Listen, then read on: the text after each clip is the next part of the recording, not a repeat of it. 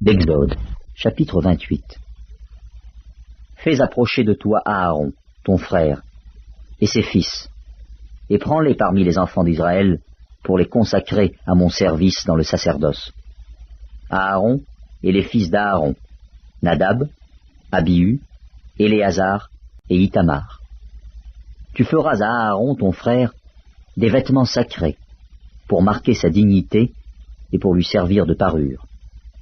Tu parleras à tous ceux qui sont habiles, à qui j'ai donné un esprit plein d'intelligence, et ils feront les vêtements d'Aaron, afin qu'il soit consacré et qu'il exerce son sacerdoce.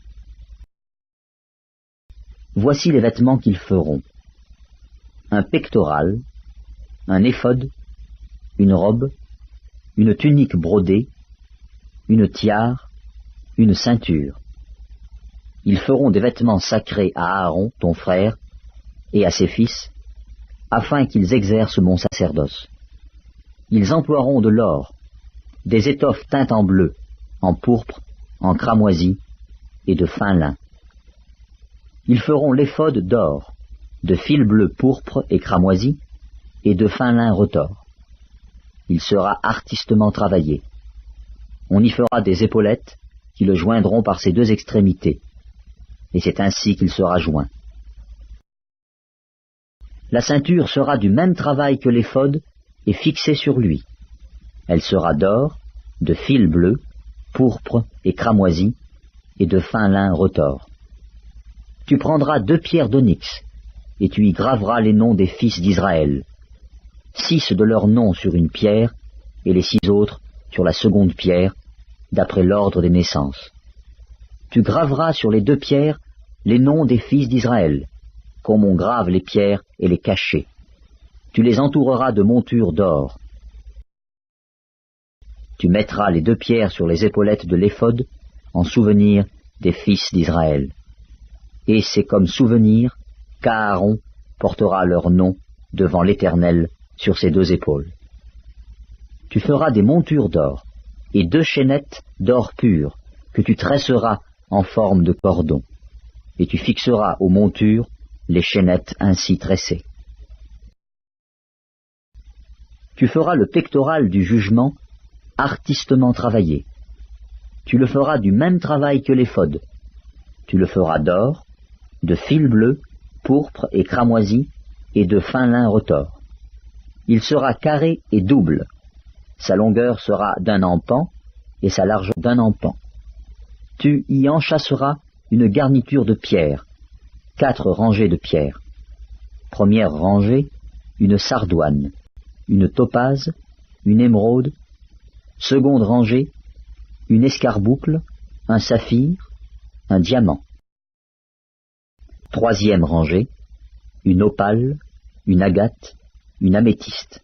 Quatrième rangée, une chrysolite, un onyx, un jaspe. Ces pierres seront enchâssées dans leur monture d'or. Il y en aura 12, d'après les noms des fils d'Israël.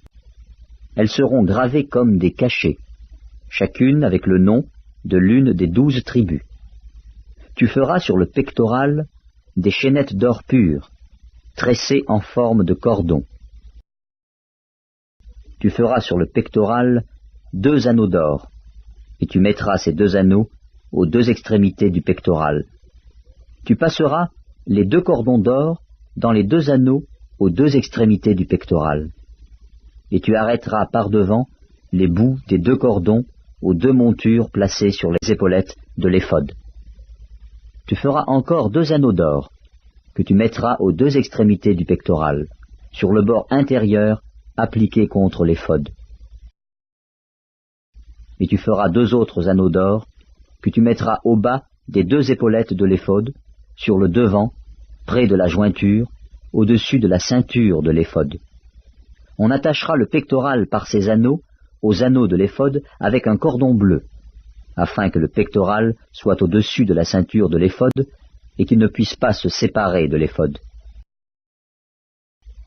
Lorsque Aaron entrera dans le sanctuaire, il portera sur son cœur les noms des fils d'Israël, gravés sur le pectoral du jugement, pour en conserver à toujours le souvenir devant l'Éternel. Tu joindras au pectoral du jugement l'Urim et le Thummim, et ils seront sur le cœur d'Aaron lorsqu'il se présentera devant l'Éternel.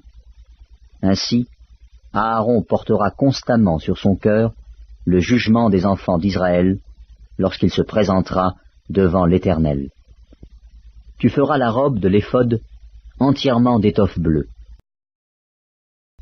Il y aura au milieu une ouverture pour la tête, et cette ouverture aura tout autour un bord tissé, comme l'ouverture d'une cotte de maille, afin que la robe ne se déchire pas.